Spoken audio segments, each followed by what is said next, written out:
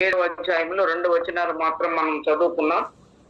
ఆ 2 వచనాల తర్వాత వాక్య భాగానికి మనం వచ్చినట్లయితే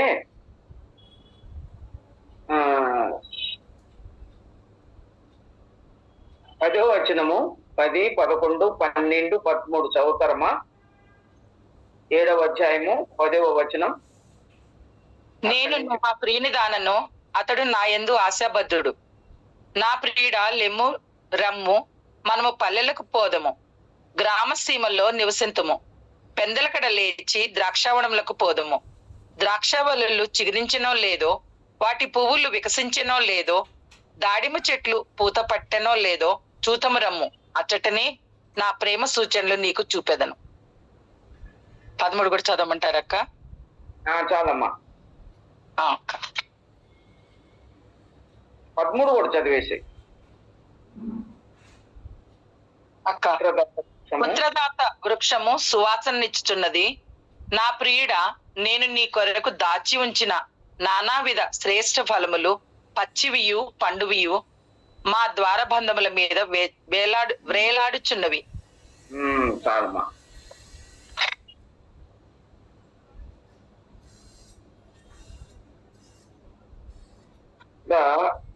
మనం చదువుకున్న వాక్య భాగంలో చిన్న ప్రార్థన చేసుకున్నామా. పైన కూడా కొంత ధ్యానం చేయాలి, జ్ఞాపకం చేస్తాను. ఆ తర్వాత చిన్న ప్రార్థన చేస్తా. ప్రియమైన మా తండ్రి, పరలోకపు దేవ, మీ ఘనమైన నామమునకు ఈ రాత్రి వేళ వందనాలు నాయన. మీ సన్నిధిలో ఉన్నాం, మీ సహాయం కొరకు ఆశ పెట్టుకుని ఉన్నాం. మీ మెండైన దీవెనలు ఇచ్చే దేవుడవు నాయన. మీ వాక్యాన్ని మాకు బోధించే ప్రభుడవు నాయన. మీ ఉపదేశములు ఎంతో గంభీరమైనవి. మీ వాక్యము ఆయన ఎంతో శ్రేష్టమైనది. అయినా మా జీవితాలను క్రమపరిచేది, చక్కపరిచేది. మా జీవితాలలోనైనా శ్రేష్టమైన అనుభవాలను మీరు మాకు తీసుకొని వస్తున్నారు. మీకు స్తోత్రాలు. అయినా మాకు ఇచ్చినటువంటి లేఖన భాగాలను బట్టి, పరిశుద్ధ గ్రంథాన్ని బట్టి మా స్వభాషలో మీరు మాకు వ్రాయించి ఇచ్చినందుకై మీకు వందనాలు. ఆత్మీయమైనటువంటి తలంపులతో ప్రియ భక్తులను మీరు ఆయన అనేక విధాలుగా వాడుకుంటున్నారు. ఇప్పటికీ ప్రభు ఈ శ్రేష్టమైనటువంటి దైవ మర్మాలు మీరు బోధపరుస్తున్నందుకై మీకు స్తోత్రాలు చెల్లిస్తున్నాం నాయన. బలహీనురాలను నీ సన్నిధికి రావడానికి కూడా యోగ్యత లేదు ప్రభు. ఆయనను మీ కృపను బట్టినైనా మీరు ఇచ్చిన రక్షణ కొరకై స్తోత్రాలు చెల్లిస్తూ ఆయన ఈ వాక్య భాగాన్ని చదివినప్పుడు దానికి అర్థము కావలసిన రీతిగా ఆత్మీయమైన మర్మాలు నాకు మీరు బోధపరచమని, శ్రేష్టమైన సంగతులు మాట్లాడడానికి నా నాలుకను మీరు వాలుగా చేయండి ప్రభు. చక్కని మాటలు మాట్లాడడానికి, మా అందరికీ ప్రయోజనకరంగా మాటలు ఉండడానికి సహాయం చేయండి. విషలో చాటు నన్ను మరుగుపరుచుకొని మీ వాక్కులు మాకు వినిపింప చేయమని మా ప్రభువును, మా రక్షకుడును, మీ ప్రియ కుమారుడైన క్రీస్తు ప్రభు వారి అతి శ్రేష్టమైన నామమున ప్రార్థించి వేడుకుంటున్నాము తండ్రి. ఆమేన్. ఈ 10వ వచనం నుంచి 13 వచనాలు చదువుకున్నాం కదమ్మా. ఇందులో 3వ వచనం నుంచి 9వ వచనం వరకు నేను ఎందుకు చదవలేదంటే, ఈ మాటలు 4వ అధ్యాయము 1వ వచనం నుంచి 4 వచనాల వరకు ఆమె యొక్క షూలమ్మితిని సొలొమోను వర్ణించిన విధానము అక్కడ వ్రాసి ఉంది. అంత మాత్రమే కాదు, ఇంకా 6వ అధ్యాయంలో కూడా 5వ వచనం నుంచి 7వ వచనం వరకు ఇవే మాటలు ఉన్నాయి. అందుకని సమయం ఎందుకులే మరలా దాన్ని రిపీట్ చేసి మనం చదువుకోవడం అని వాటిని నేను దాటి వెళుతున్నాను. అందుకని 10వ వచనం నుంచి 13 వచనాల వరకు మనం చదువుకున్నాం. మొన్నటి రోజున, శనివారం రోజున మనం ఏం చదువుకున్నాం? రాజకుమార పుత్రిక, నీ పాదరక్షలతో, మొదటి వచనం, పాదరక్షలతో నీవెంత అందముగా నడుచుచున్నావు. నీ ఊరువులు శిల్పకారి చేసిన ఆభరణ సూత్రముల వలె ఆడుచున్నవి. నీ నాభీ దేశము మండలాకార కలశము, సమ్మిళిత ద్రాక్షారసము దాని ఎందు వెలితి పడకుండాను గాక. నీ గాత్రము పద్మాలంకృత గోధుమ రాశి అనే భాగాలు మన 2 వచనాల్లో కొన్ని భాగాలు మనం ధ్యానం చేశాం. చాలా సోదరి మరి గ్రేస్ పార్వతి మనకు సాక్ష్యం చెప్పారు. అందులో సమయం కొంచెం ఎక్కువ అయింది, అయినా కొద్ది నిమిషాలు మనం ఆ వాక్యాన్ని చూసుకొని దాటి వచ్చేసాం, ముగించుకున్నాం ఆ 2 వచనాలలో. ఈ 2 వచనాల్లో నేను తీసుకున్నప్పుడు పాదరక్షలతో నీవెంత అందముగా నడుచుతున్నావు. పాదరక్షల గురించి మనం ధ్యానం చేశాం. ఆ పాదరక్షలు ఎంత ఆ ఉన్నతమైనవి, ఎంత సౌందర్యమైనవి, నడకలో సౌందర్యము, ఆ పాదములు సౌందర్యమైనవి అని సొలొమోను షూలమితిని గురించి వ్రాస్తున్నాడు. షూలమితి అంటే ఇశ్రాయేలీయులకని గుర్తుగా ఉంది. యెరూషలేము కుమార్తెలు షూలమితి, సొలొమోను ఈ ముగ్గురు మాత్రమే ఈ గ్రంథంలో మనము పదే పదే చదువుకుంటా వస్తున్నాం.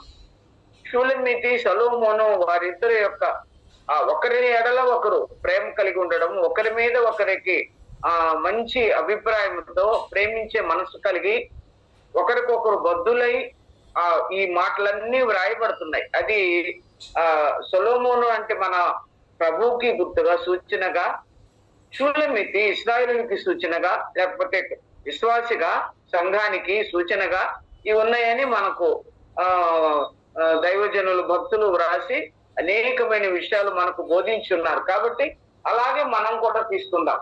ఇంకా వేరే వాళ్ళు వేరే రీతిగా మన ఈ వాక్యానాలు రాసినా మనము మొదటి నుంచి కూడా ప్రభువుకి, సంఘానికి, ఎఫెసీ పత్రికలో ఉన్నటువంటి ఒక్కగానొక్క పురుషునికి ప్రధానము చేయబడిన కన్యకగా సంఘాన్ని ఎలాగో పోల్చారో అలాగే మనం కూడా ఈ మాటలన్నీ కూడా ప్రారంభం నుంచి ఇప్పటి వరకు ధ్యానించుకుంటూ ఉన్నాం. సంఘంలో ఎలాగుందో అలాగే షూలమితి, సొలొమోను, యెరూషలేము కుమార్తెలు అలాగే సంఘములో సాదృశ్యంగా దేవుని మందిరములో ఆయన వనములో ఎలాగ ఉండాలని మనం ధ్యానం చేసాం.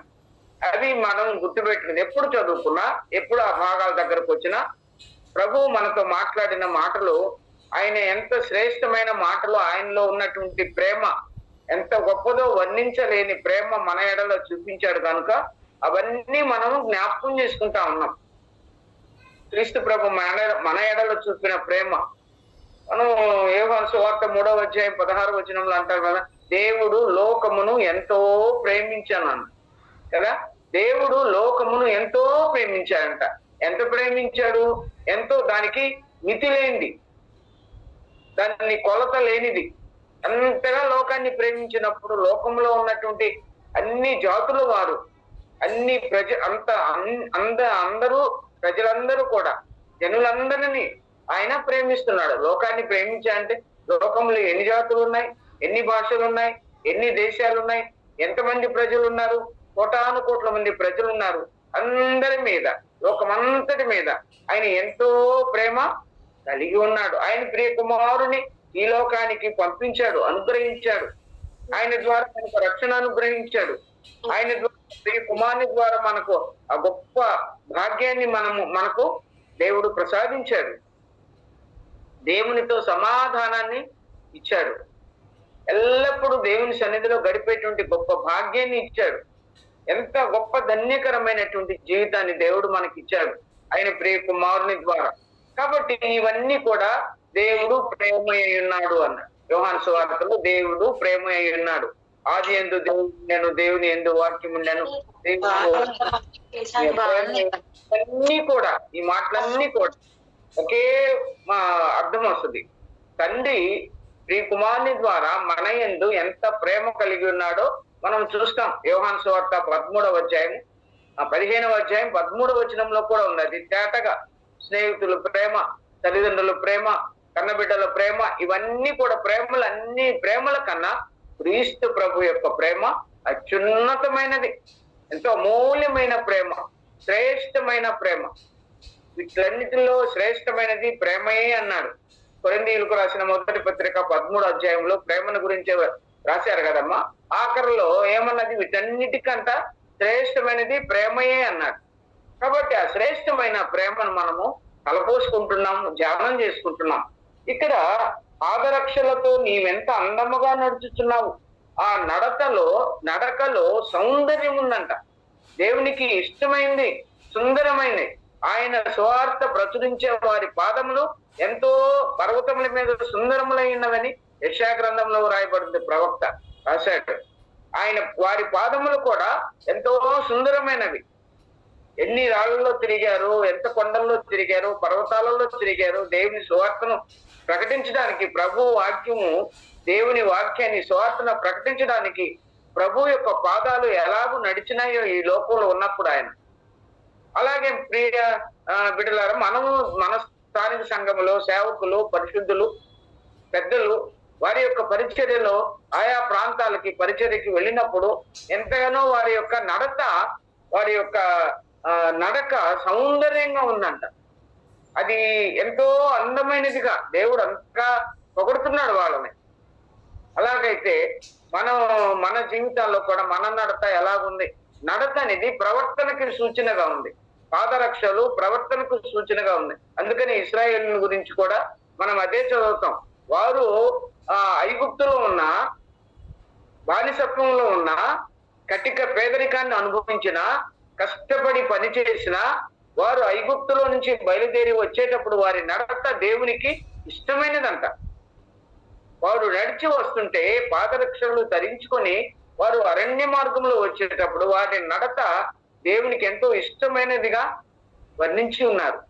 అందుకని మోషేతో కూడా చెప్పాడు, మీరందరూ వీళ్ళ దగ్గర వస్తువులన్నీ తీసుకొని మీరు బయలుదేరి నేను చూపించే దేశానికి, లేకపోతే నాకు పస్కా బలి అర్పించడానికి 3 దినముల ప్రయాణం అంత దూరం వచ్చి మీరు అరణ్యంలోకి బయలుదేరి రండి అని వారిని పిలుస్తున్నాడు దేవుడు.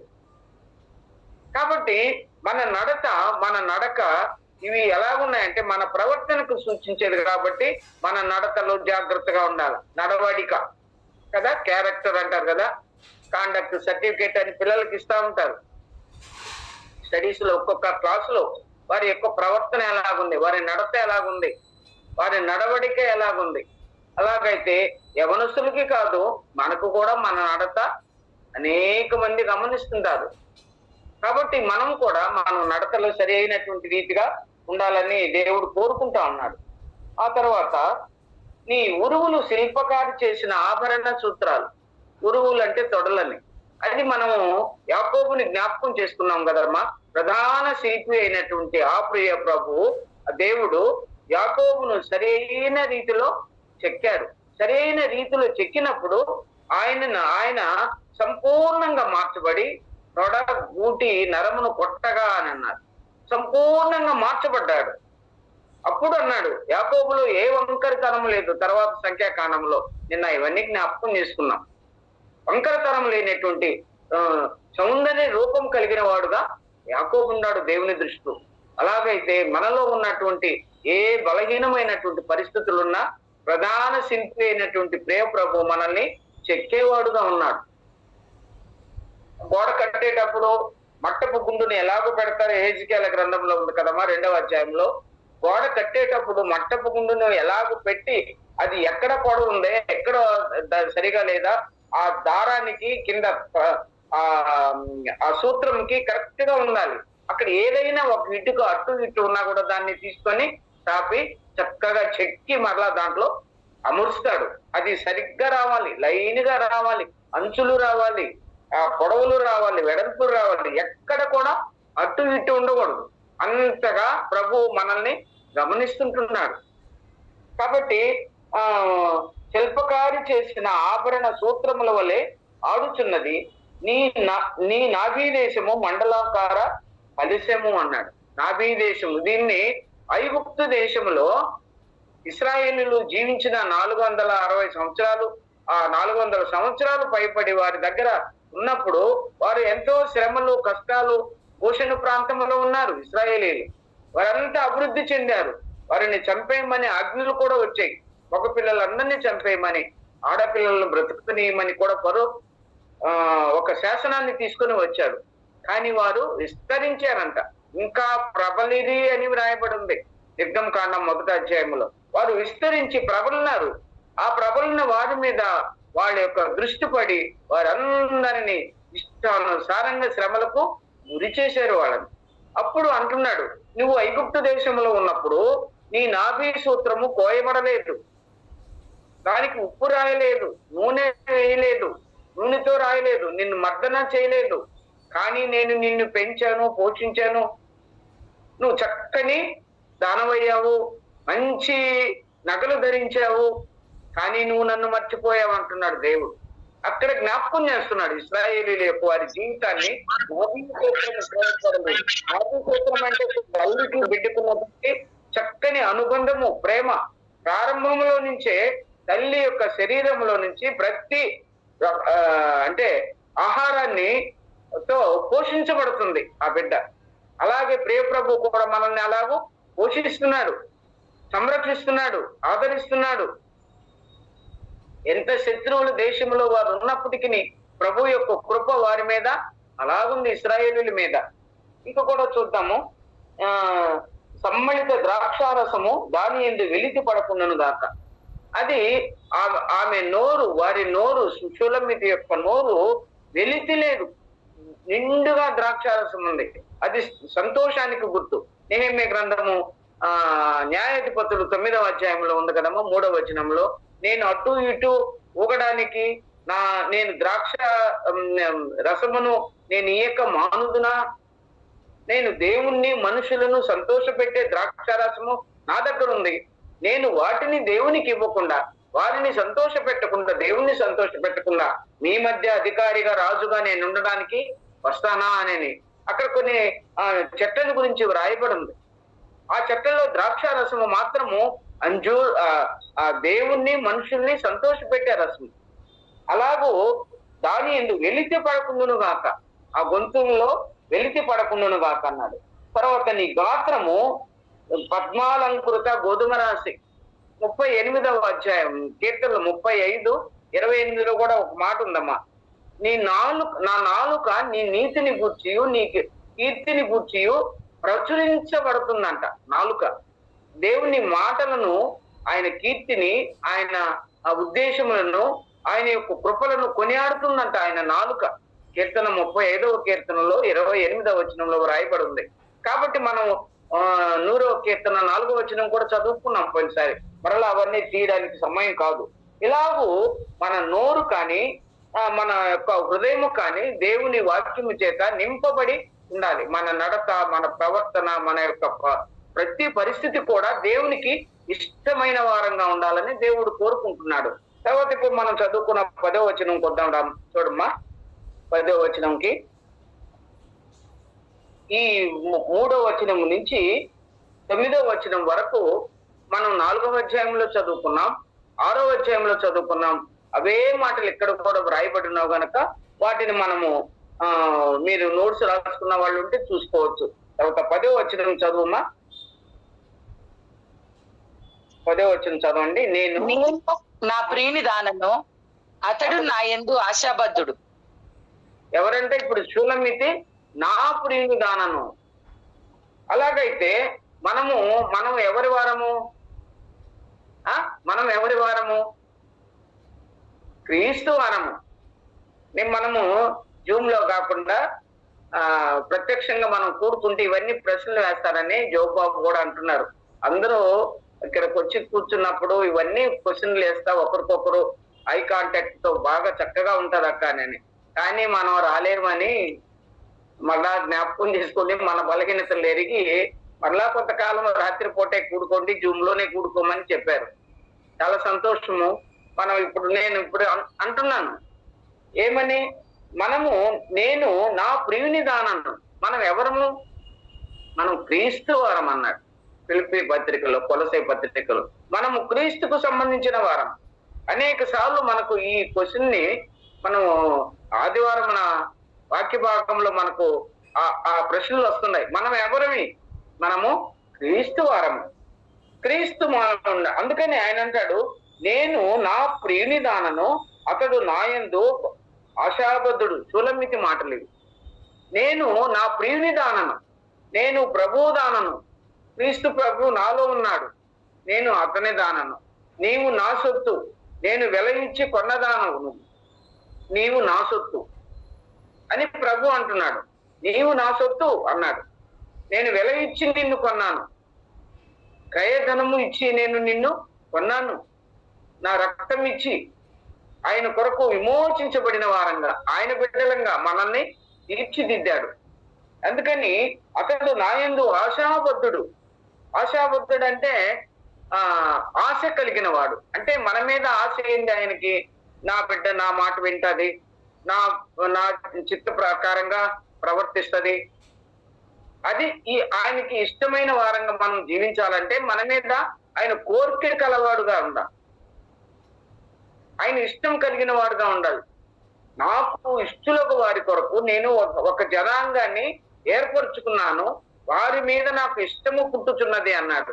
సమూయేలు గ్రంథం 7వ అధ్యాయం, మొదటి సమూయేలు గ్రంథంలో మన సమూయేలుతో ప్రభు అంటున్నాడు ఇశ్రాయేలు గురించి, వారు నాకు ఇష్టము కలిగిన జనులంట. ఇష్ట ప్రకారంగా వారిని ఏర్పరచుకున్నాడంట దేవుడు.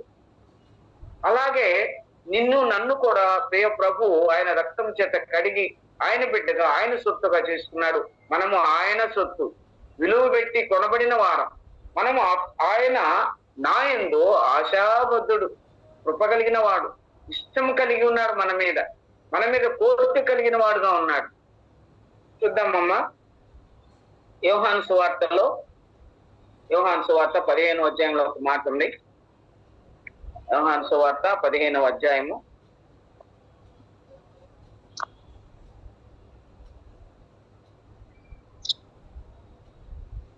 వచ్చిన అక్క చెప్తాను. 13వ వచనం చూడమ్మా. తన స్నేహితుల కొరకు తన ప్రాణము పెట్టువాని కంటే ఎక్కువైన ప్రేమ గలవాడెవడునూ లేడు. చాలమ్మా. తన స్నేహితుల కొరకు తన ప్రాణము పెట్టువాని కంటే ఎక్కువైన ప్రేమ కలవాడు ఎవడునూ లేడు. ఎవడునూ తన సహోదరుని విమోచించలేడని కీర్తనలో రాయబడి ఉంది కదమ్మా. తన సహోదరుని విమోచించలేడు. అవును, మన కొరకు మనకు ఎవరు ప్రాణం పెట్టగలరు? తల్లిదండ్రులు పెడతారా? స్నేహితులు పెడతారా? ఎవరు పెట్టరు. అందుకని ఇక్కడ తన స్నేహితుల కొరకు తన ప్రాణము పెట్టువాని కంటే ఎక్కువైన ప్రేమ కలవాడు ఎవడునూ లేదు. ప్రాణాన్ని స్నేహితుల కొరకు ప్రాణం పెట్టగలవా? వారు ఎవరన్నా కొడుతుంటే పక్క నుండి దగ్గరుండి తప్పిస్తాం, కానీ ప్రాణాన్ని మాత్రం మనము ఎవరి కొరకు ప్రాణం పెట్టలేము. ఒక్క ప్రియ ప్రభు మాత్రమే మన కొరకు ప్రాణం పెట్టాడు. అది దాని అర్థము. ఇంకా 9వ వచనంలో కూడా ఒకసారి చూడమ్మా. ఇదే అధ్యాయం 9వ వచనంలో, తండ్రి నన్ను ఎలాగూ ప్రేమించను, నేనును మిమ్మును అలాగూ ప్రేమించుతని, నా ప్రేమ యందు నిలిచి ఉండుడి. నేను తండ్రి నన్ను ఎలాగూ ప్రేమించను, నేనును మిమ్మును అలాగూ ప్రేమించుతని. తండ్రి కుమారుని ప్రేమించినట్లుగా ప్రియ ప్రభు మనల్ని ప్రేమిస్తున్నాడు. అంత మాత్రమే కాదు, నా ప్రేమ యందు మీరు నిలిచి ఉండుడి. సహోదరుని కొరకు ఎవరూ ప్రాణం పెట్టలేరు. మన ప్రియ ప్రభు మాత్రమే ప్రాణం పెట్టగలరు. ఆయన ప్రేమ కలిగిన వాడు. కొరింథీయులకు రాసిన మొదటి పత్రిక చూద్దామమ్మా. కొరింథీయులకు రాసిన మొదటి పత్రిక మనకందరికీ తెలిసిన భాగమే, కానీ జ్ఞాపకం చేస్తున్నాను. 13వ అధ్యాయము ప్రేమను గురించి రాస్తూ, కాగా 13వ వచనంలో, కాగా విశ్వాసము, నిరీక్షణ, ప్రేమ, ఈ మూడును ఏ మూడు నిలుస్తుంది? ప్రేమను గురించి ప్రేమ శ్రేష్టమైంది చెప్పి అవి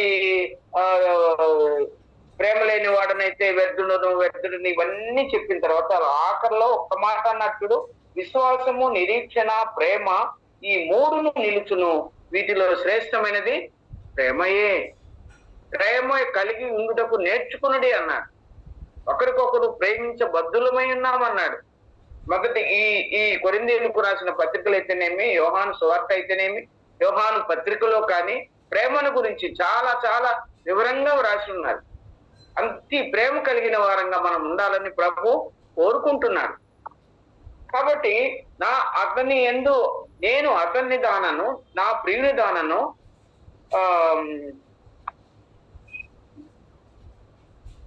నేను నా ప్రియుని దానను, అతడు నా యందు ఆశాబద్ధుడు.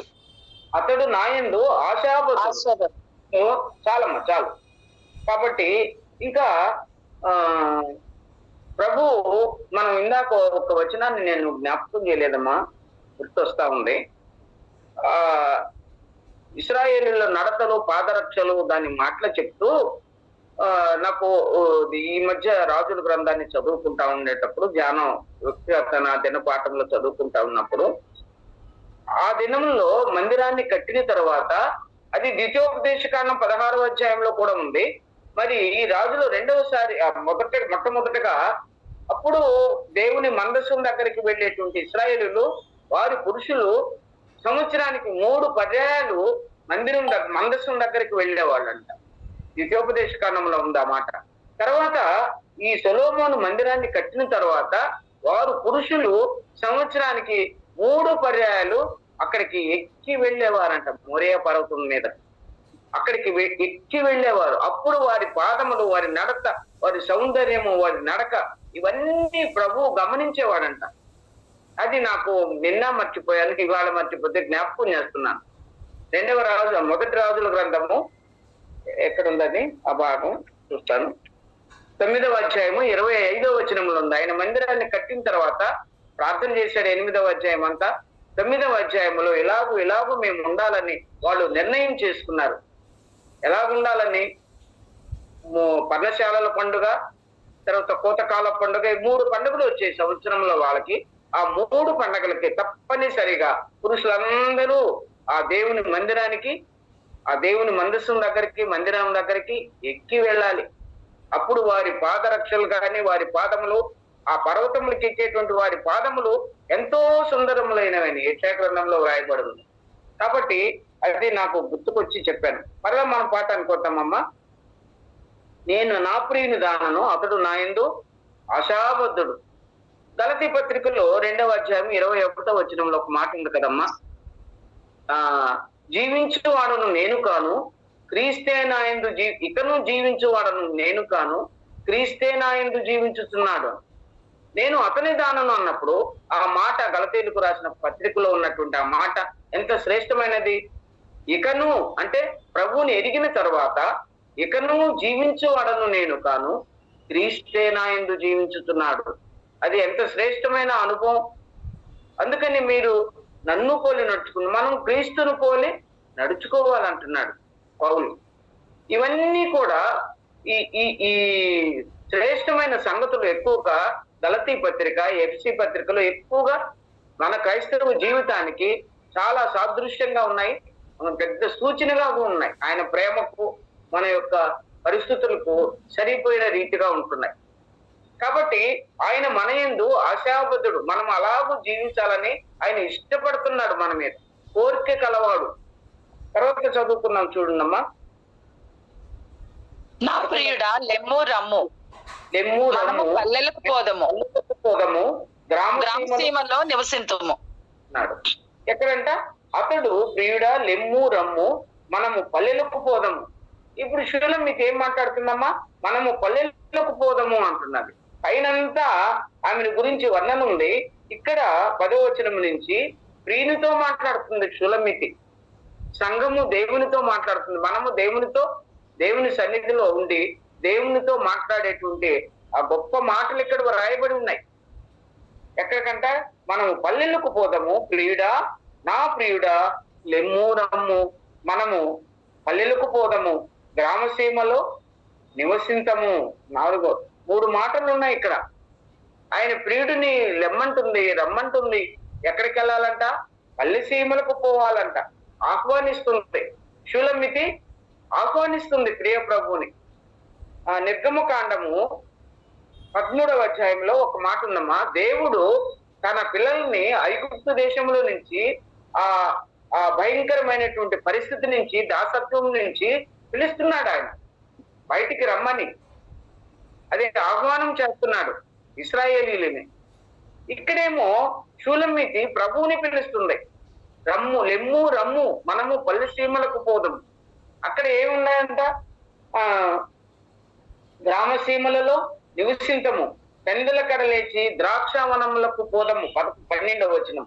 ద్రాక్షవల్లులు చిగురించెనో లేదు, వాటి పువ్వులు వికసించెనో లేదు, దాడిమ చెట్లు పూతపట్టెనో లేదు.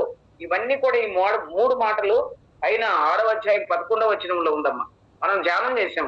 అయినా మనం పాఠం కొరకు ఇవి కూడా మనము ఇప్పుడు ధ్యానం చేస్తున్నాం. ఆ షూలమితి ప్రభువుని ఎలాగో రమ్మని ఆహ్వానిస్తుందో అలాగే ప్రియ ప్రభు కూడా నిన్ను నన్ను ఆహ్వానించాడు, ఆకర్షించాడు. ప్రభు మనల్ని వెతికి పట్టుకున్నాడు ఒక్కొక్కరిని. దేవుని కృపను బట్టి మనం అందరం ఆయన పిల్లలమయ్యాం. ఆయన కృప చేత ఆ పరలోక రాజ్యమునకు వారసులంగా మనము చేయబడ్డాం. దేవునికి స్తోత్రాలమ్మా కదా. ఈ ఈ ఐగుప్తు దాస్యము నుంచి వాళ్ళని బయటికి రమ్మని పిలవడానికి ఒక మాట చూస్తున్నామా? నిర్గమకాండము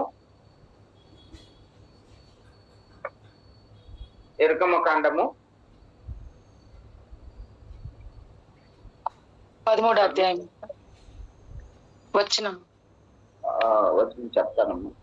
3వ వచనం.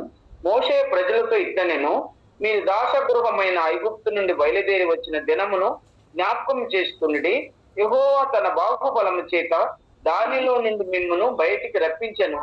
పులిసినదేదియు తినవద్దు అంటే, పులిసినదేదియు తినవద్దు అంటే అపవిత్రమైనది ఏది కూడా తినవద్దు అని. ఆ ముందుటి రోజుది ఏది కూడా తినవద్దు, పవిత్రంగా పరిశుద్ధంగా ఆ దినము అంటే ఆ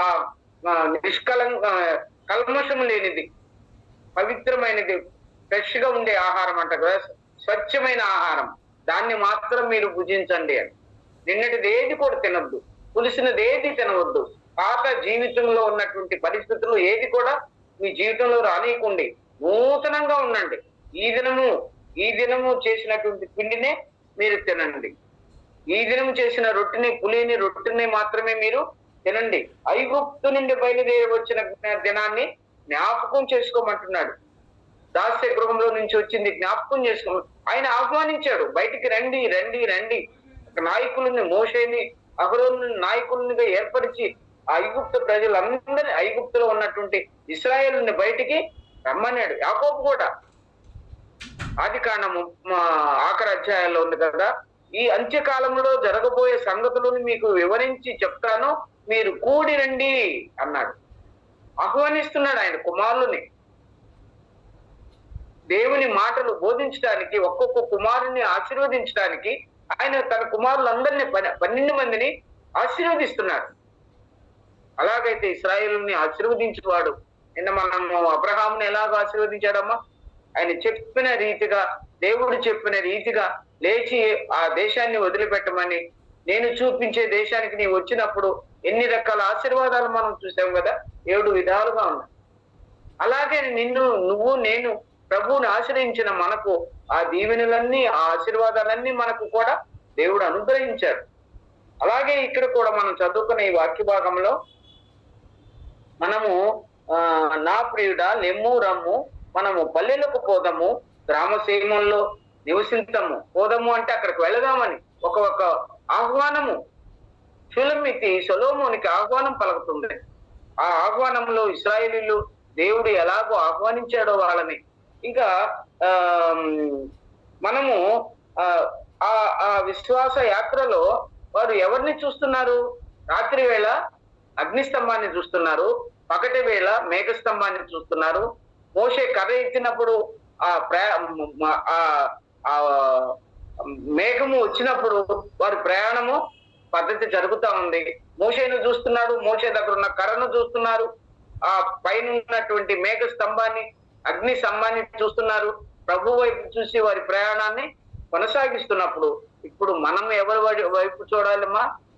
ఎవరి వైపు చూద్దాం? మనము మన ప్రియ ప్రభు వైపు చూడాలి. అందుకని హెబ్రీయులకు రాసిన పత్రిక 12వ అధ్యాయం 2వ వచనములో మనకు విశ్వాసమునకు కర్త అయిన యేసు వైపు చూచుచు ఓపికతో మన ఎదుట ఉంచబడిన పరుగు పందెములో ఓపికతో పరిగెత్తుదాము.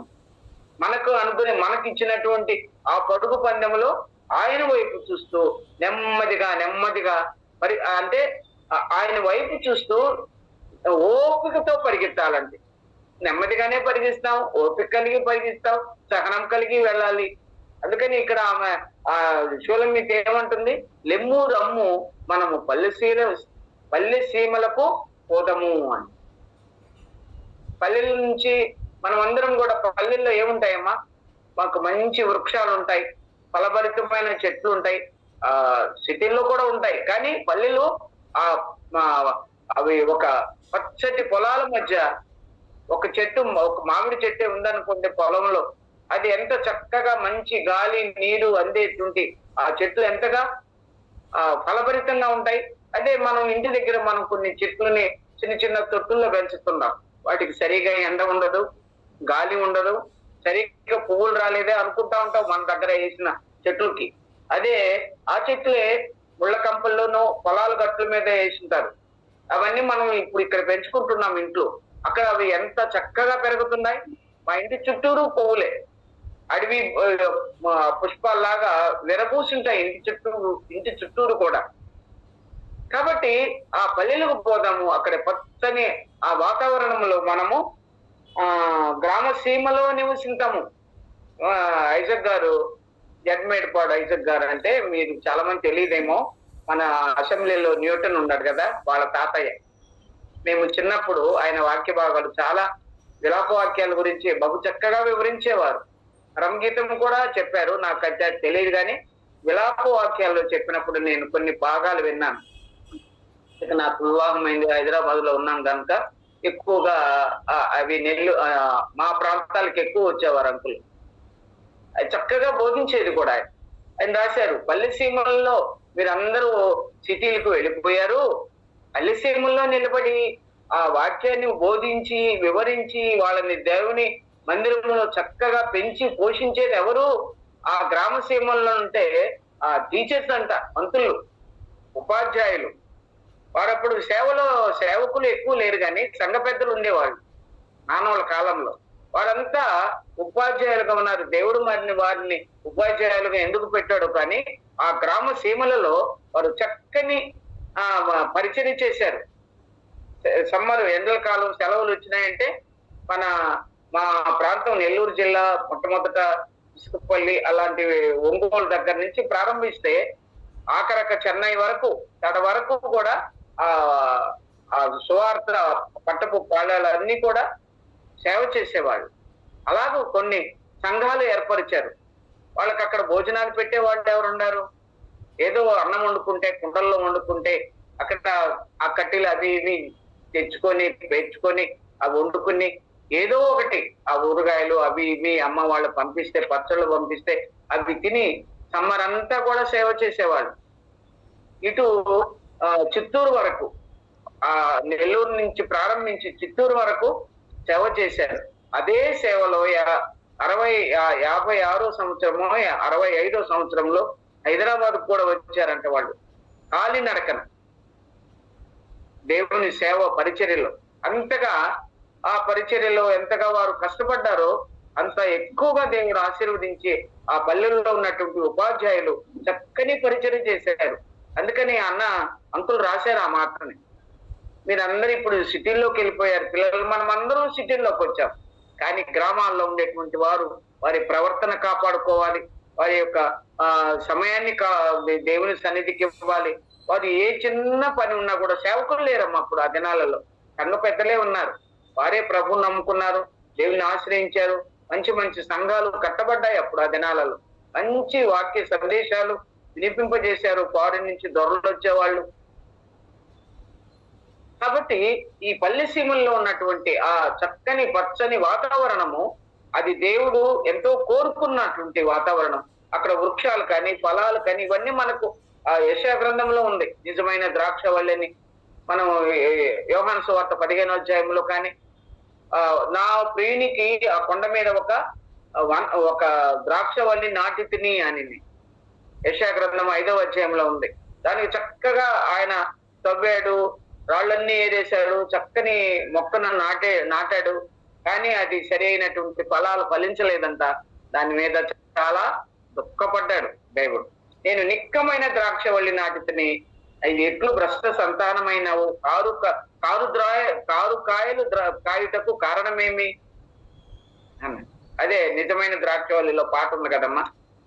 కాబట్టి అది కారు ద్రాక్షలు కాస్తే దేవునికి ఇష్టమా? నిక్కమైన ద్రాక్షవల్లి, మంచి పొలాన్ని. ఒకసారి శైలస్ నాకు అప్పుడప్పుడు వాడు తెచ్చి పెట్టుకో ఉంటాడు, చాలా పువ్వులు మొక్కలు అవి తెస్తుంటాడు. తెచ్చేమా నేను మంచి మొక్క తెస్తాను, విట్టు చేసావా అంటాడు. అంటే దానికి సరైనటువంటి అక్కడి వాతావరణానికి ఆ చెట్టు బాగా వస్తుంది, మన వాతావరణంలో రాలేదు. సరే నేను కూడా శ్రద్ధగా చేయలేదేమో. కాబట్టి ఆ నాటినటువంటి వారికి, చెట్టుని మొక్కని నాటినటువంటి వారికి, అయ్యో ఇది సరైనటువంటి పువ్వులు పూయలేదే, చిగురు పెట్టలేదే, అది ఒక బాధ ఉంటుంది. అందుకని అదే మన ప్రియప్రభు అంటున్నాడు. ఇక్కడ ఆమె అంటుంది, మనం గ్రామ సీమలకు వెళదాము, అక్కడ పల్లెలకు పోదాము, గ్రామ సేవల్లో నివసిస్తాము.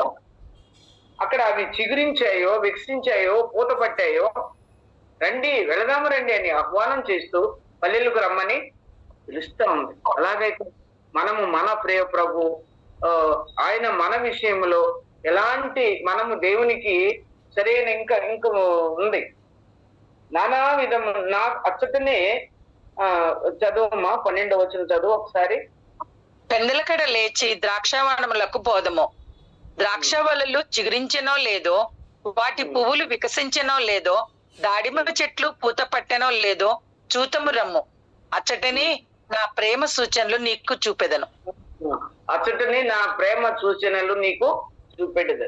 ఇక్కడ ఈ భాగం కొరకు, ఎందుకంటే ఇవన్నీ అక్కడ పోదాము, అక్కడ తిరుగుదాము, అక్కడ నివసించుదాము. పెందలకడ లేచి ద్రాక్ష వనాలకి పోదాము. మనము ఈ పెందలకడనే అనే మాటని మనం చాలా దగ్గరలో మనం చూస్తాం. ఉదయకాలమున లేచి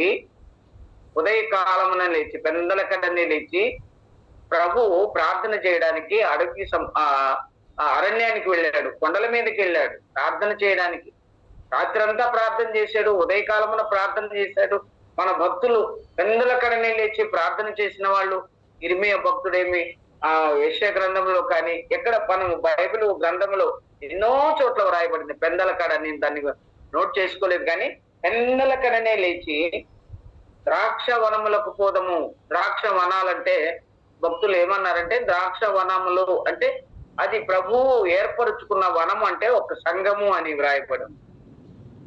ఐజాక్ అన్న అలాగే రాశారు, ఇంకా మరి భక్తులు కూడా చాలా మంది అవే రాశారు. ద్రాక్ష వనములంటే దేవుని సంఘము అని. వనంలో కూడా ఎన్ని ద్రాక్ష మొక్కలు ఉన్నాయి, ద్రాక్షవల్లులు ఎన్ని ఉన్నాయి, వాటన్నిటిని శుభ్రంగా ఏరి దాన్ని మంచి నిక్కమైన ద్రాక్షవల్లి మొక్కను నాటితే అది ఫలాలు ఫలించాలని దేవుడు కోరుకుంటున్నాడు. అది సరైన ఫలాలు ఫలించలేదన్నప్పుడు ఆయన ఎంతో మన విషయంలో దుఃఖపడుతున్నాడు.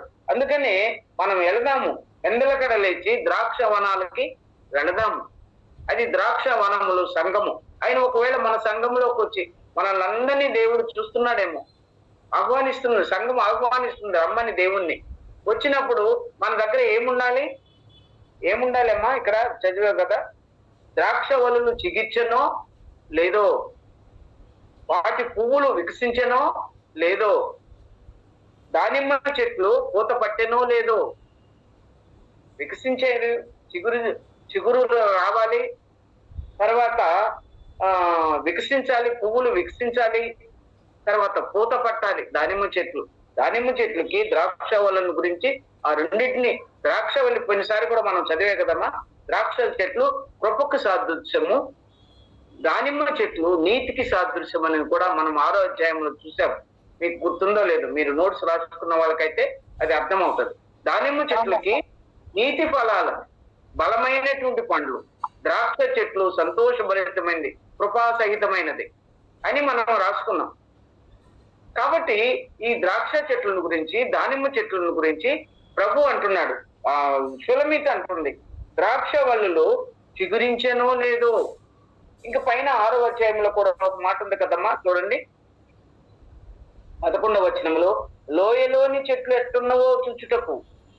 లోయలు ద్రాక్ష వల్లులు చిగురించనో లేదో, దాడిమ వృక్షములు పూత పట్టనో లేదో చూచుటకు నేను అచ్చోట వృక్షోద్యానమునకు వెళ్ళి తిని అన్నాడు. ద్రాక్ష చెట్లు చిగిర్చెనో లేదో, దాడిమ వృక్షములు పూత పట్టెనో లేదో చూచుటకు.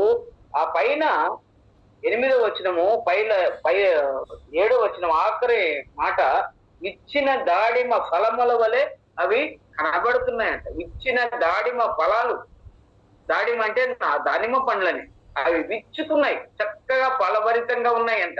వాటినన్నిటినీ చూస్తున్నాడు. అదే విశ్వాసి కూడా పంట 100 పంటని ఆశీర్వదించాడు. ఇస్సాకు యొక్క ఆ పంటని ఆయన చెట్లు విత్తనం వేశాడు, అది 100 ఫలించింది. మన విశ్వాసం కూడా మొట్టమొదటిగా 30 60 100 ఫలభరితమైన క్రైస్తవ జీవితం మనకుందా? మనలో ఫలాలు ఉంటున్నాయా? అంజూరపు చెట్టు దగ్గరకు వచ్చాడు యేసు ప్రభు, అక్కడ ఏమి ఫలాలు కనపడలేదు. ఆయన ఆకులతో ఉన్నప్పుడు ఆకులు తప్ప మరేవి కనపడలేదన్నాడు. ఎందుకు దీని వల్ల ఈ నేల వ్యర్థమైపోతుంది అన్నాడు. అలాంటి జీవితం మనకు కాదు, కానీ మనం ఫలభరితమైన క్రైస్తవ జీవితాన్ని జీవించాలని ప్రభు కోరుకుంటున్నాడు. ద్రాక్షవల్లులు చిగురించనో లేదో, వాటి పువ్వులు వికసించనో లేదో, ముడుచుకుపోయినాయా, ఏదైనా పురుగు కొట్టేస్తుందా, ఐహిక విచారాలు ఏమన్నా ఉన్నాయా, మనకు ఈ ఆర్థికమైన విచారాలు ఏమన్నా ఉన్నాయా, ఈ లోక విషయాలు ఆలోచన కలిగి ఉంటున్నామా, దేవునిలో సంతోషపడుతున్నామా, ఆయన కొరకు వికసిస్తున్నామా, ఆయన కొరకు చిగురిస్తున్నామా, ఇవన్నీ కూడా మనము ధ్యానం చేయాలి. ఇంకా చూడమ్మా, ద్రాక్షవల్లులు చిగురించెనో లేదో, వాటి పువ్వులు వికసించెనో లేదో, దాడిమ చెట్లు పూత పట్టినో లేదో, చూద్దాము రమ్ము నా ప్రియుడా, మనం ఇద్దరము పల్లెసీమలకు పోదాము, అక్కడ విషయాలన్నీ చూద్దాము. అక్కడ పట్టణాల్లో పల్లెల్లో దేవుని సంఘము ఎలాగుందో, అక్కడ ఎక్కువగా పల్లెలు ఉన్నాయి కాబట్టి ఆ దినాల్లో ఈ గ్రంథాన్ని రాసినప్పుడు ఆ భాగాన్ని, ఆ మాటలే ఉపయోగించారు. ఇప్పుడు మనం పట్టణాల్లో ఉన్నాం, పట్టణాలకు కూడా వస్తాడు ప్రభు, మన సంఘానికి కూడా వస్తాడు. ఆ ప్రియ ప్రభు మన సంఘానికి వచ్చి ఆ పరిశుద్ధాత్మలు మన దగ్గర సంచరించేటప్పుడు మనలో ఏ ఫలాలు ఉన్నాయా, మనం చిగురించామా, పూత పట్టామా, ఫలాలు ఉన్నాయా మన దగ్గర, ఇవన్నీ కూడా మనల్ని దేవుడు మన విషయంలో ఆలోచన కలిగి ఉన్నాడు. మన దగ్గరకు వచ్చి చూసినప్పుడు మనలో అలాంటి అనుభవం మనకుందా? ఇంకా చూడమ్మా, అచ్యుతము రమ్ము, అచ్చటనే నా ప్రేమ సూచనలు నీకు చూపేదను. అక్కడ ఆమె ప్రేమ సూచనలు చూపిస్తుందంట. ఎంతగా ప్రేమించిందో, ఎంతగా సంతోషపడుతుందో దేవుని విషయంలో, సొలొమోను విషయంలో నీకు చూపేదను రమ్ము అంటుంది. మన ప్రియ ప్రభువును మనం ఆహ్వానించగలమా? రా ప్రభువా, నాలో ఎంత ప్రేమ ఉందో నీ పట్ల, నేను ఎంత ప్రేమ కలిగి ఉన్నానో, మీరు నన్ను ఎలాగూ ప్రేమించారో నేను కూడా మిమ్మల్ని అలాగూ ప్రేమిస్తున్నాను, రండి నా దగ్గరికి అని మనము ఆహ్వానించగలమా దేవుణ్ణి? మనలో అలాంటి ప్రేమ తత్వం మనలో ఉందా? మన సహోదరులని, మన తోటి సహోదరులు మనం ప్రేమించగలుగుతున్నామా? అవి ఒక మాటని వ్రాయబడి ఉందమ్మా, దాంట్లో ప్రేమ సూచనలు నీకు నేను చూపేదను.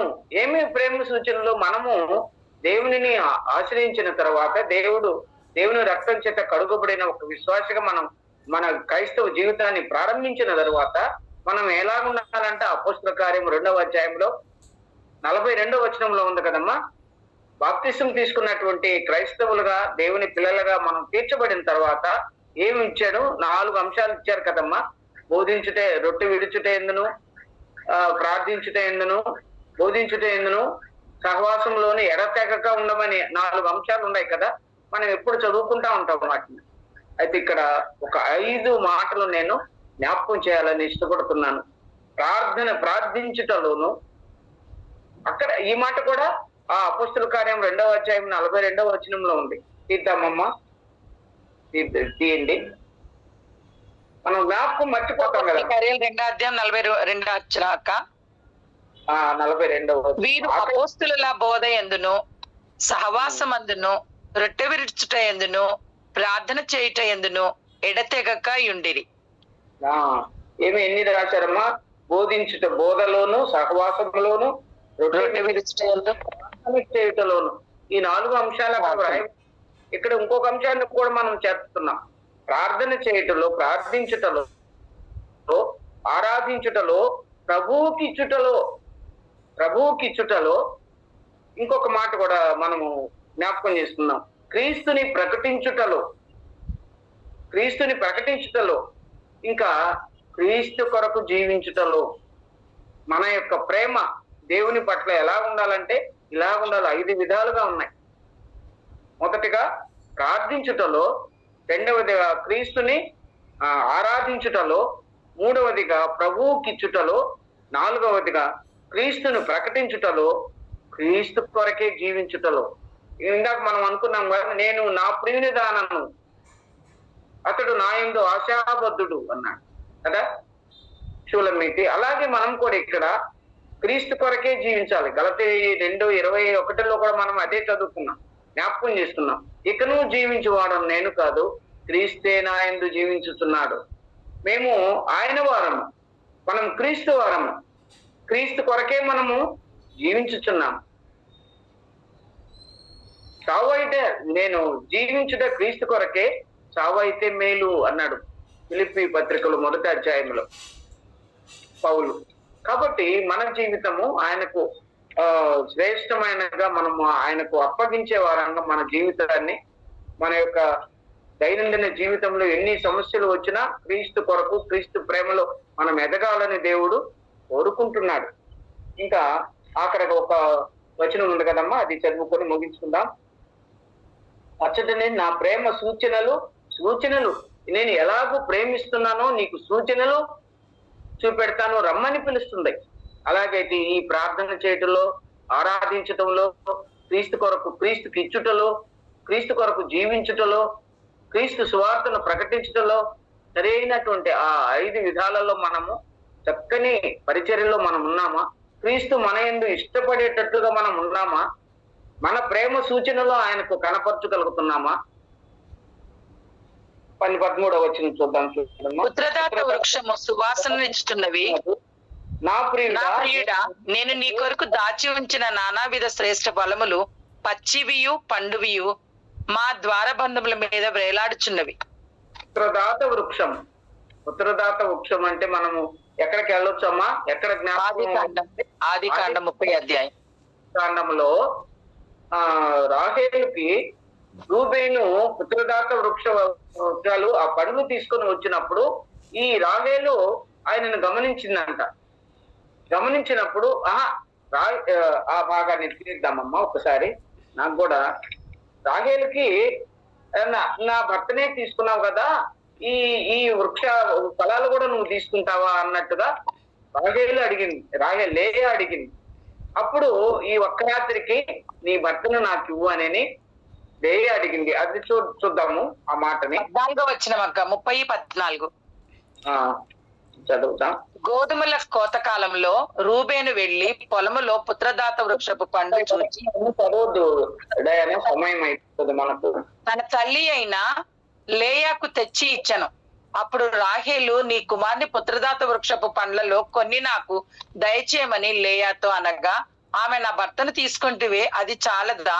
ఇప్పుడు నా కుమార్ని పుత్రదాత వృక్షములు పండ్లవా అని చెప్పాను.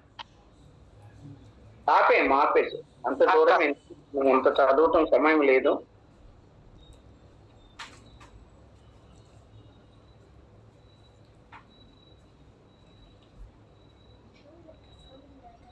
నేను బైబిల్ తీసుకొని అక్కడక్కడ అండర్లైన్ చేసుకున్నాను. రాహేలు అడుగుతుంది, లేయా పెద్ద కుమారుడు రూబేను తీసుకుని వస్తున్నాడు, పుత్రదాత వృక్షాలు పండు తెస్తాడు అంటే దాంట్లో ఏమని అర్థం అంటే ఆ పిల్లలను కనేటువంటి ఆ దేవుని కొరకు పిల్లలను సమకూర్చి ఆయన కొరకు కనాలి. అది అక్కడ ఆత్మీయమైన అర్థము. అక్కడ ఎంతో మంది అప్పటికే 4-5 పుట్టున్నారు లేయాకు.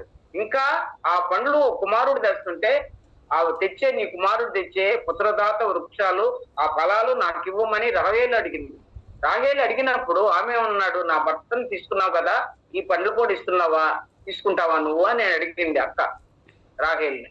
అప్పుడు ఆమె ఏమన్నదంటే, ఈ రాత్రి నీ దగ్గరికి వస్తాడు అంటే ఆ వృక్ష ఫలాలు ఎలాగున్నాయంటే పిల్లలను ఇచ్చేటువంటి సంతానం ఇచ్చే గర్భఫలాన్ని ఇచ్చేటువంటి పండ్లు అంట అవి. గర్భఫలం దేనికి గుర్తమ్మా? కీర్తనలు 127 కదా, ఆయన ఇచ్చు బహుమానము, పిల్లలు సంతానము ఆయన ఇచ్చు బహుమానము, కుమారులు స్వాస్థ్యము, కుమార్తెలు బహుమానం అన్నాడు. కాబట్టి పిల్లలు ఆయన ఇచ్చేటువంటి బహుమానము.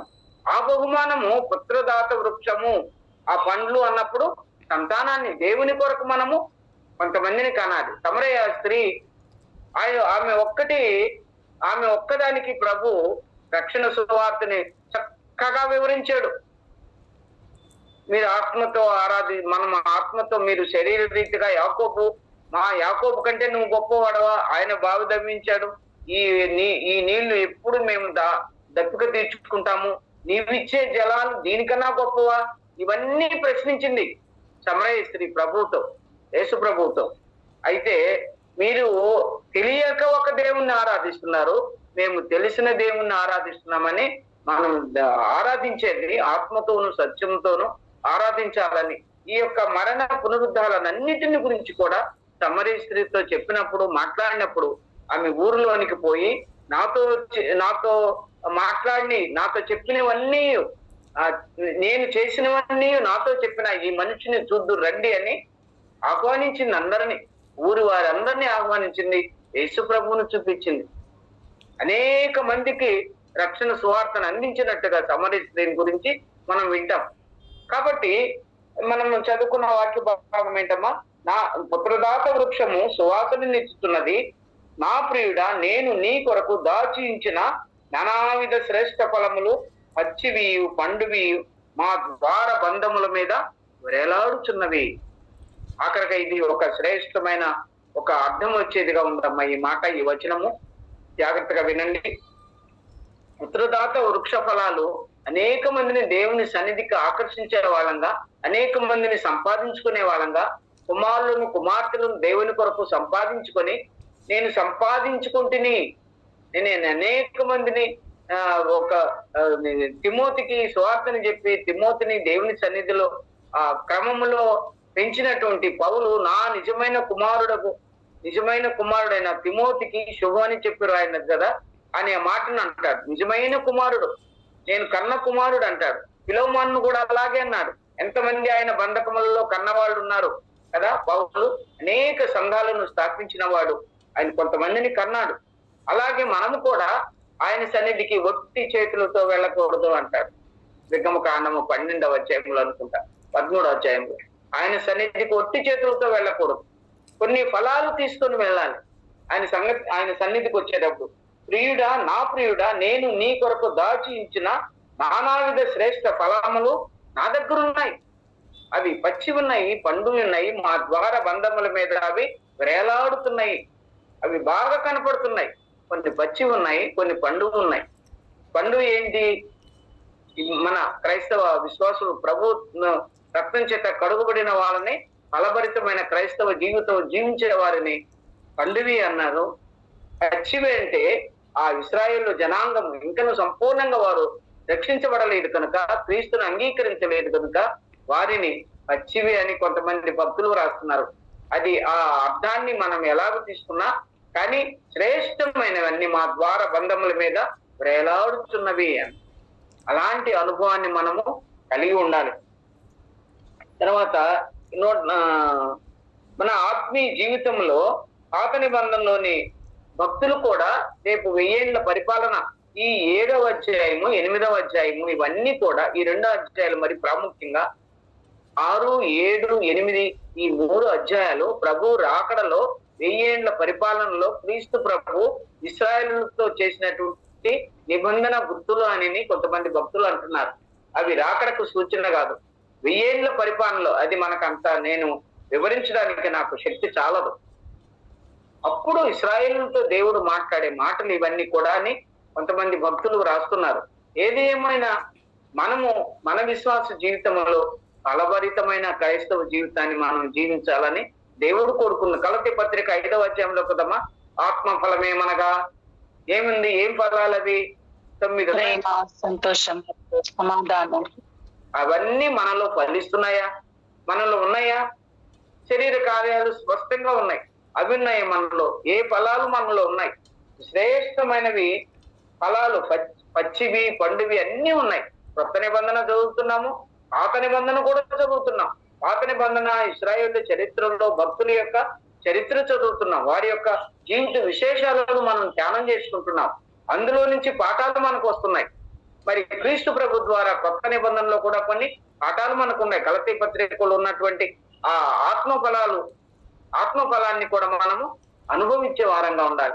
అవి ఇవి అన్ని కలిసి మనకు ఎలా ఉన్నాయంటే మన ద్వార బంధముల మీద వేలాడుతున్నాయంట. ఎంత శ్రేష్టమైన ఆ అర్థాన్ని వస్తుందో చూడమది ఆ మాట. నాకు చాలా సంతోషం ఇచ్చింది. అప్పుడు మనము ఇశ్రాయేలులకి ఈ అనుభవం లేదు. క్రీస్తు ప్రభులో వారు వచ్చిన తర్వాత వాళ్ళకి ఈ భక్తులకి ఈ అనుభవం లేదు. మనకైతే ఈ అనుభవం ఉంది. పాత నిబంధనలోని ఆ ఆ భక్తుల యొక్క జీవిత చరిత్రలో మనం చూస్తున్నాం. వారు దేవుని ఎడల ఎలాగున్నారో, వారు దేవుని కృపను ఎలాగూ పొందారో, దేవుని కృపని పొందని వారు ఎలాగూ నశించిపోయారో, ఇవన్నీ మనం పాఠాలుగా నేర్చుకుంటా ఉన్నాం.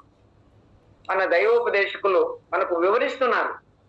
ఇప్పుడు నూతన నిబంధనలో కూడా ప్రభు ద్వారా, క్రీస్తు ప్రభు రక్తం చేత కడుగుబడిన మనము ఆత్మ ఫలాన్ని ఫలిస్తూ దేవుని కొరకు మంచి ఫలాలు ఆయనకు సిద్ధపరచాలని మనం ప్రభు కోరుకుంటున్నాడు. మన విషయంలో మా ద్వార బంధముల మీద వేలాడుచున్నవి. మనం ఏమిస్తున్నాం ప్రభుకి? మనం ఆహ్వానం పలికినప్పుడు మా దగ్గర ఇవి ఉన్నాయి, ఈ ఫలాలు ఉన్నాయి, రండి, సమకూర్చి పెట్టాను నేను అని మనం ప్రభుకి చెప్పగలమా? మన జీవితంలో అలా ఉండాలని ప్రభు కోరుకుంటున్నాడు. తర్వాత ఆఖరిగా రెండు మాటలు చదువుకొని ముగిస్తామమ్మా. పేతురు పత్రిక 1వ అధ్యాయము. పేతురు పత్రిక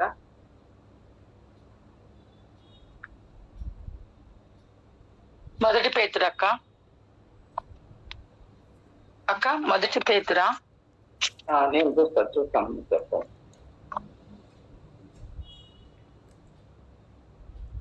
పేతురు రాసిన 1 పత్రిక 2వ అధ్యాయము 12వ వచనం. అన్ని జనులు మిమ్మల్ని ఏ విషయంలో దుర్మార్గులని దూషించిరో ఆ విషయంలో వారు మీ సత్క్రియలను చూచి వాటిని బట్టి దర్శన దినమున దేవుని మహిమపరచునట్లు వారి మధ్య మంచి ప్రవర్తన కలవారై ఉండవలనని మిమ్మును బతిమాలు కొనుచున్నాను. ఇక్కడ ఒక 2 మాటలు, అవి పచ్చివి పండువి అనే దానికి ఒక 2 ఉదాహరణలు ఇచ్చాడు భక్తులు. ఏమనంటే, మంచి ప్రవర్తన కలవారమై, అది ఒక పండు అంట, ఒక ఫలం. అది మంచి ప్రవర్తన కలిగి ఉండడము ఒక ఫలం. అది ఫలభరితమైన పండు. అది రెండవదిగా మత్తయి సువార్త, మళ్ళా దాన్ని ఆ పేజీ అలాగే పెట్టుకోండి. మత్తయి సువార్త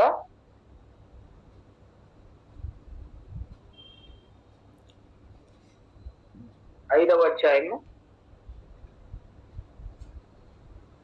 16వ వచనములో, మనుష్యులు మీ సత్క్రియలను చూచి పరలోకమందున్న మీ తండ్రిని మహిమపరచునట్లు వారి ఎదుట మీ వెలుగు ప్రకాశింపనీయుడి అని.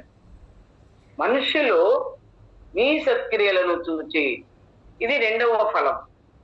మనం సత్క్రియలను చూచి పరలోకమందు మీ తండ్రిని మహిమపరచునట్లు మీ వెలుగు వారి ఎదుట ప్రకాశవంతంగా ఉండాలి. ఇవి 2 ఫలాలు. ఒకటేమో మంచి ప్రవర్తన కలిగిన వారంగా ఉండాలి, రెండవదిగా సత్క్రియలు చేయవలసిన వారంగా మన సత్క్రియలను చూచి దేవుని మహిమపరచాలి అన్న. కాబట్టి ఇలాగ మనము పేతురు పత్రిక 1 పత్రిక 2:12 ఏం చదివామమ్మా? అన్ని జనులు మిమ్మల్ని ఏ విషయంలో దుర్మార్గులని దూషించారో ఆ విషయంలో వారు మీ సత్క్రియలు, మునుపు మనం అలాంటి వారము, ఇప్పుడు మనము ఏ విషయంలో దేవుని ప్రజలుగా ఉన్న మనము ఆ విషయంలో వారు మీ సత్క్రియలను చూచి దర్శన దినమున దేవుని మహిమపరచునట్లు వారి మధ్య మంచి ప్రవర్తన కలిగిన వారుగా ఉండాలని ప్రభు కోరుకుంటున్నా. అలా ఉండి మనము దేవుణ్ణి ఆహ్వానించాలి అంటున్నాడు. మంచి ప్రవర్తన కలిగి ఉండాలి. తర్వాత ఇంకేమి రాశారు ఈ భాగంలో? సత్క్రియ 5వ అధ్యాయం, మత్తయి సువార్త 5వ అధ్యాయం 16వ వచనంలో కూడా ఉంది. మీ సత్క్రియలను చూసే, అంటే మునుపు సత్క్రియలు లేవు మన దగ్గర. ప్రభువుని ఎరిగిన తర్వాత మన క్రియలన్నీ కూడా సత్క్రియలుగా చేయబడ్డాయి. ఆ విషయంలో మనల్ని గురించి దేవుడు, మనం ఆ వెలుగుని వారి మధ్య, అన్ని జనుల మధ్య ప్రకాశించేటట్టుగా మన ప్రవర్తన ఉండాలని దేవుడు కోరుకుంటున్నాడు. అలాగుండాలని మనం కూడా ప్రభు కృపను బట్టి ఎన్నో భాగాలు మనం చూసుకుంటా ఉన్నాము. శ్రేష్టమైనవి ఒక్క సొలొమోను షూలమ్మితి కాకుండా ప్రియ ప్రభు మన విషయంలో ఎలాంటి కోరికలు కలిగి ఉన్నాడు, ఎలాంటి మనం ఆయన మన ఎడల ఆశాబద్ధుడుగా ఉన్నాడు, మనం ఆయన వారంగా జీవించాలని ఎలాగో కోరుకుంటున్నాడో అలాగూ ఉండాలని అనేక మంది పుత్రదాత వృక్షాలు ఆ ఫలాలు సంపాదించుకొని అనేక మందిని బిడ్డలను ఆత్మీయంగా కని వారిని ప్రభు కొరకు అప్పగించే వారంగా ఇంకా కూడా మన ప్రేమ సూచనలు ఆయనకు చూపించే వారంగా మనం ఉండాలని ప్రభు కోరుకుంటున్నాడు. అలాగ మనం ఉండాలని ప్రభువును బట్టి మనమందరం కూడా సరైనటువంటి ఆత్మీయమైన జీవితాలు ఆత్మీయమైనటువంటి పాఠాలు నేర్చుకొని ముందుకు సాగాలని ప్రభు పేరిట మనం హెచ్చరింపబడుతున్నాము. దేవుడి మాటలు మన కొరకు దీవించిన ఆమేన్.